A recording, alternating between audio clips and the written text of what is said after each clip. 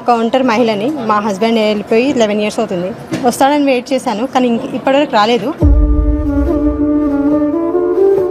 నాకు ఎక్కడ back support లేదు. చిన్నప్పటి నుంచి నేను పిల్లల్ని చదివించుకుంటూ వచ్చినాను. కాకపోతే ఈ ఇయర్లో చదివిస్తానో లేదో నాకు చాలా డౌట్ ఉండే.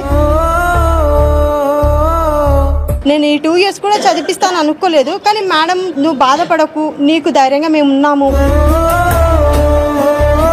కానీ నాకు ఇంప్రెషన్ ఇప్పుడు ఏంటంటే, నాకు మేడం సపోర్ట్ వల్ల నేను చాలా ధైర్యం తెచ్చుకున్నాను. అసలు ఈ రోజుల్లో చదివించాలి అని అంటే దానికి అంత స్తోమత ఒక సింగిల్ పేరెంట్కి చాలా కష్టం.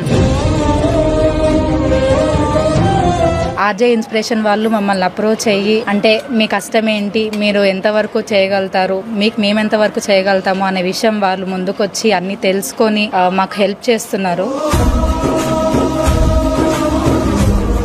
అయిన వాళ్ళే ఇవాళ రోజుల్లో ₹1 కూడా అందించలేని ఈ టైంలో ఆర్జే ఇన్స్పిరేషన్ వాళ్ళు ముందుకొచ్చి మాలాంటి ఎంతో మంది సింగిల్ పేరెంట్స్కి అండగా ఉంటున్నారు.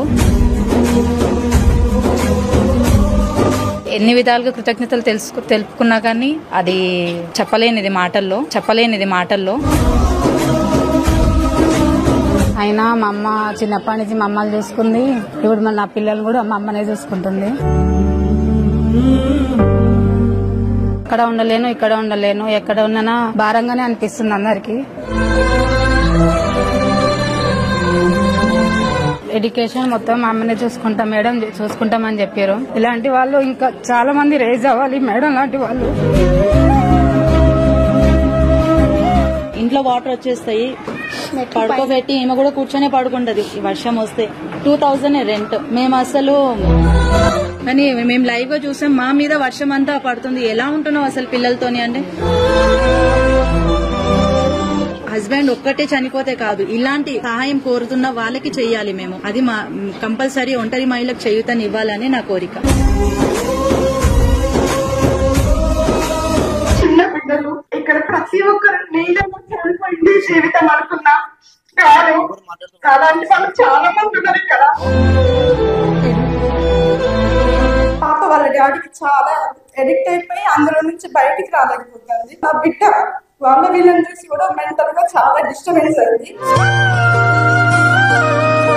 నేను తను చనిపోయినాక వరంగల్ వచ్చిన 3 పిల్లల్ని, రూమ్ రెంట్, ఇవన్నీ చూసుకోవడము, నా పాపని చదివించుకోవడము నా వల్ల కావట్లేదు. ఇప్పుడు నేను ఇక్కడ రాకపోతేనేమో మన బాధ వాళ్ళకి తెలియదు. ఎవరితో చెప్పుకోలేని బాధలు మా చిన్నగానే ఉన్నా కూడా బాగా పెయిన్ఫుల్ ఉంటాయి బాధ అనేది. మేడం మాత్రం చాలా అంటే చాలా సపోర్ట్ చేసారు మాకు.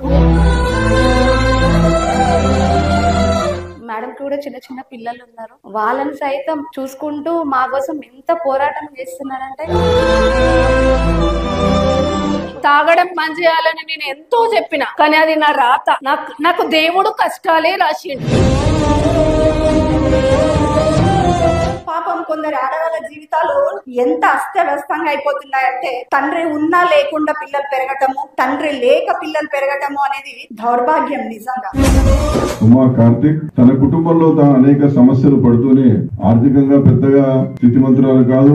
జీవితంలో ఎంతో ఎదగాలన్న సంకల్పం ఉన్నప్పటికీ అనేక సమస్యలు పట్టి పీడిస్తున్న ఈ సమాజానికి నేను ఏదో చేయాలనేటువంటి ఒక తపన.